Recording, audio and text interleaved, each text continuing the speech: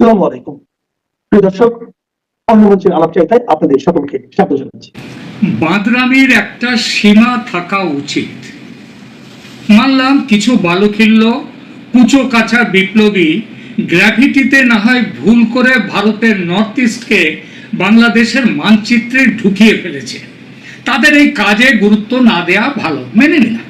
কিন্তু সেসব গ্রাফিটি যখন গুছিয়ে গাছিয়ে সরকারি উদ্যোগে বড় বইয়ের মধ্যে ছাপা হয় এবং সেই বই আবার পাকিস্তান সেনাবাহিনীর জেনারেলকে ঘটা করে উপহার দেন বাংলাদেশের প্রধান উপদেষ্টা doctor Mohammad Yunus, the Nobel laureate, তখন কি বিষয়টি আর বালখিল্য কুচো বিপ্লবীদের কাজ বলে এড়ানো যায় নাকি এড়ানো উচিত?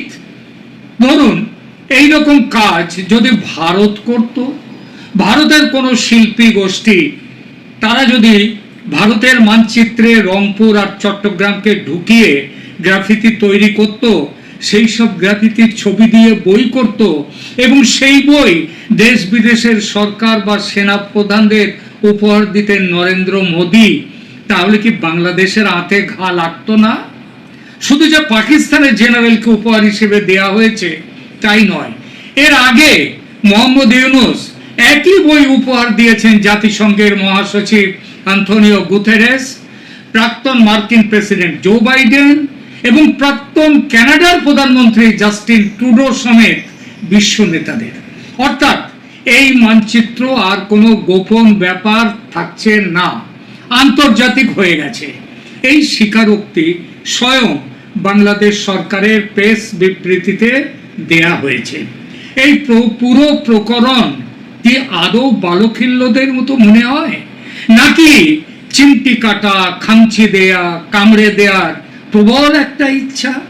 90 ছুটে যাওয়া ওই বুড়ো মোহাম্মদ ইউনূসের ভীমরতি বললে এটা ভুল হবে। নর্থ ইস্ট নিয়ে পাগলামি ইউনূস মিয়া এই প্রথম করলেন এমন নয়, এর আগেও বহুবার করেছেন। বিমস্টেক বৈঠকে নরেন্দ্র মোদী মুখোমুখি সাক্ষাতে তাকে সাবধান করে দিয়েছিলেন, বলেছিলেন ভেবে চিনতে কথা বলতে এবং কাজ করতে, কিন্তু চোরে না শোনে ধর্মের কথা। তাই এবার তিতিবিরক্ত ভারত সিদ্ধান্ত নিয়েছে এবার কিছু শক্ত ব্যবস্থা নিতে হবে। পাগলামি ছাড়াতে যখন গেলা ওষুধে কাজ হয় না, তখন ইলেকট্রিক শক দেওয়ার নিয়ম তেমনটাই, রোগীকে মারার জন্য নয়, কিন্তু অসুখ সারাবার জন্যে। দিল্লির সাউথ ব্লকের একজনের সঙ্গে কথা হলো, তিনি বললেন বাংলাদেশকে সুস্থ করার উদ্দেশ্যে ভারত এবার কড়া ডোজের ইলেকট্রিক শক দেবে। শিলিগুড়িতে থাকেন আমার এক ভ্রাতৃপ্রতিম বন্ধু, বড় মাপের রাজনৈতিক ব্যক্তিত্ব রজত ভরদ্বাজ মুখোপাধ্যায়। 3 দিন আগে তিনি এক মেসেজ পাঠালেন, দেখে নিন কি লিখেছেন তিনি, দেখুন।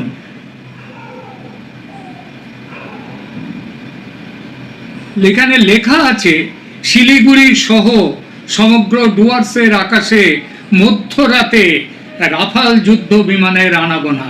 তাহলে কি চিকেন নেক?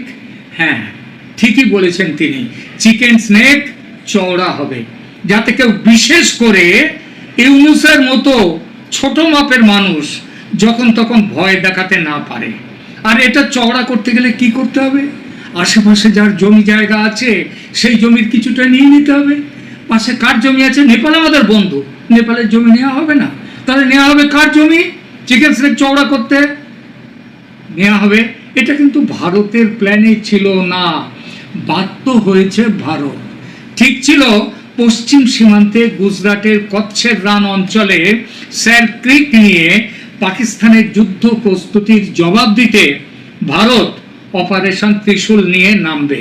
ত্রিশূল মানে স্থল, নৌ, বিমান, 3 বাহিনীর যৌথ যুদ্ধ মহড়া শুরু হয়েছে 30 অক্টোবর, চলবে 10 নভেম্বর পর্যন্ত।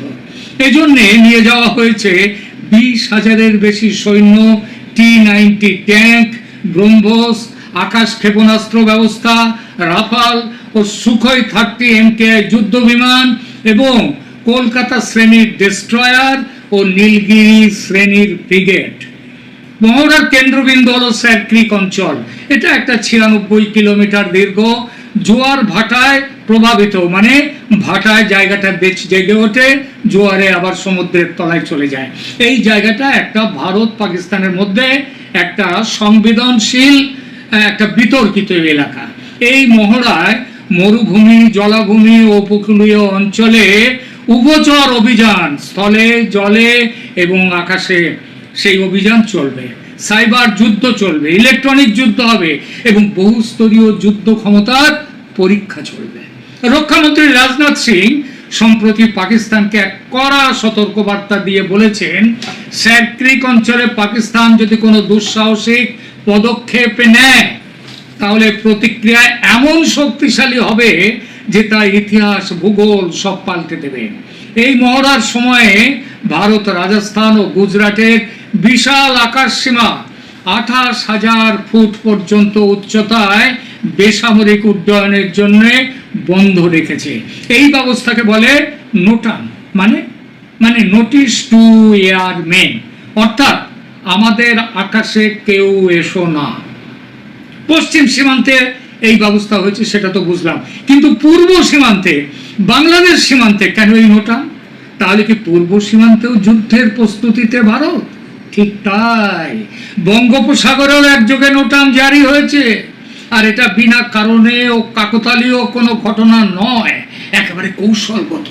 এবং সিদ্ধান্তটি নেওয়া হয়েছে ওই পাকিস্তানি জেনারেল সাইর শামসাদ মির্জা বাংলাদেশ সফর ও সফরের সময় তার হাতে ইউনুসের art of Triumf, graffiti of বাংলাদেশের নিউ ডন এই নামের বইটি তুলে দেওয়ার পর। বইটির নামের বাংলা অর্থটা একবার বলে দিই, বিজয়ের শিল্প, বাংলাদেশের নতুন ভোরের গ্রাফিটি। কিসে ভোর ও বিজয় হলো, কোথায় নতুন ভোর হলো, সেসব বাংলাদেশের মানুষ দেখবে, বুঝবে। ওটা তাদের পাঁঠা, তারা ঘাড়ে কাটবে না মাথায় কাটবে সেটা তাদের ব্যাপার। নতুন ভোরে তারা আছে নাকি রাত দুপুরে আছে সেটা তারাই ভালো জানে। ভারতের আপত্তি কেন বইয়ের মধ্যে ভারতের 7টি রাজ্যকে বাংলাদেশের দখলে নেওয়া হলো এবং দেশের সর্বোচ্চ শাসক সেই বই নিজের হাতে প্রচার করছেন কেন? আর সেজন্যই ভারতের চূড়ান্ত পর্যায়ের এই যুদ্ধ প্রস্তুতি। এখানেও গুজরাট সীমান্তের মতো 3 বাহিনীর চূড়ান্ত মহড়া, শিলিগুড়ি থেকে সাগর, উত্তরের পাহাড় থেকে দক্ষিণের বঙ্গোপসাগর, অপারেশন ত্রিশূলের পাশাপাশি এই বিশাল অঞ্চল থেকে, এই অঞ্চলের 3 থেকে 14 নভেম্বর পর্যন্ত একটা বড় আকাশ মহড়ার জন্য নোটাম জারি করেছে ভারত। সেই সাথে বঙ্গোপসাগরের যুদ্ধ জাহাজ নিয়ে গেছে। এই দীর্ঘ 11 দিনের মহড়ায় ভারতীয় স্থল বাহিনী, বিমান বাহিনী ও নৌবাহিনীর সমন্বিত অভিযান পরিচালিত হবে।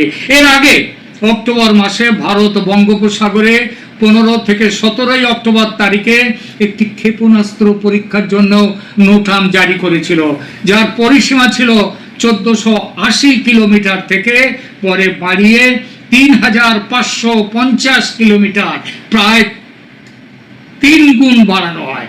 এই পরীক্ষাগুলো অগ্নি 3, অগ্নি 4 অথবা দূরপাল্লার জাহাজ বিধ্বংসী মিসাইল বা ক্ষেপণাস্ত্র পরীক্ষার জন্য ছিল। অপারেশন ত্রিশূল ও বঙ্গোপসাগরে ভারতের নোটাম, এই বার্তা কি বাংলাদেশের উদ্দেশ্যে?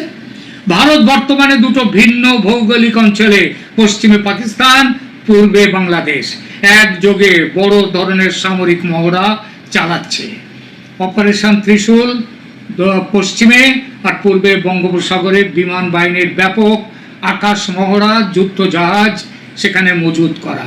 এই 2 মহড়ার জন্য জারি করা নোটাম এবং তাদের সময় বিশ্লেষণ করলে স্পষ্ট হয় যে ভারতের এই সামরিক কৌশল শুধুমাত্র পাকিস্তানের জন্য নয়, বাংলাদেশের জন্য একটা সুস্পষ্ট বার্তা দিচ্ছে।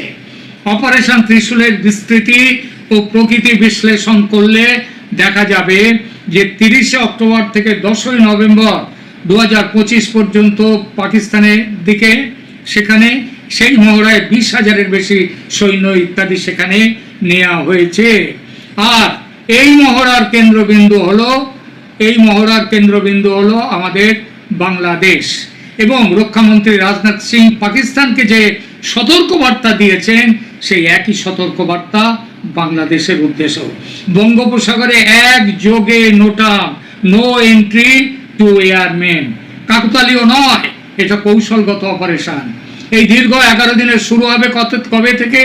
3রা নভেম্বর থেকে 14ই নভেম্বর পর্যন্ত। একটা বড় আকাশ মহড়ার জন্য এইটা। এর আগে আমরা যেগুলোই দেখে এসেছি, এর আগে ছোটখাটো আমাদের এখান থেকে ওই চাঁদিপুর থেকে, দীঘা থেকে, সেখান থেকে ছোড়া হয়েছে মিসাইল, পরীক্ষা হয়েছে, তখনও নোটাম জারি।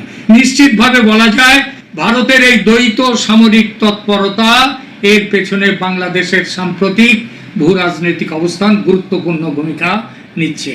বাংলাদেশ, পাকিস্তান, চীন ত্রিপক্ষীয় সম্পর্ক একটা তৈরি করেছে। শেখ হাসিনা সরকারের পতনের পর মোহাম্মদ ইউনূসের নেতৃত্বে অন্তর্বর্তী সরকার পাকিস্তান ও চীনের সঙ্গে সম্পর্ক জোরদার করছে। এছাড়া জামায়াত ইসলামের মতো পাকিস্তান সমর্থক ইসলামপন্থীরা, তাদের উত্থানে ভারতের উত্তর পূর্বাঞ্চলে বিচ্ছিন্নতাবাদী গোষ্ঠীগুলো তাদের রমরমা শুরু হয়েছে। 2009 সালের আগে বাংলাদেশে ভারতীয়